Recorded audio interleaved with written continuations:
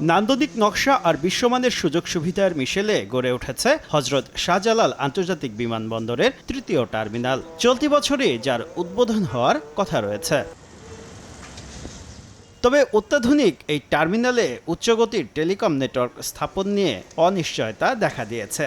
সম্প্রতি এক চিঠিতে তৃতীয় টার্মিনালে নেটওয়ার্ক বসাতে মোবাইল অপারেটরদের টেন্ডারে অংশ নিতে বলেছে বেসামরিক বিমান চলাচল কর্তৃপক্ষ, যেখানে সর্বোচ্চ আর্থিক দরদাতা একটিমাত্র অপারেটর নির্বাচিত হবে। দায়িত্বপ্রাপ্ত অপারেটর অন্যদের নেটওয়ার্ক কভারেজ নিশ্চিত করবে। প্রাথমিকভাবে চুক্তির মেয়াদ হবে ৫ বছর। নিরাপত্তা জামানত দিতে হবে ৩ কোটি টাকা। তবে এসব শর্তে রাজি নয় মোবাইল অপারেটররা।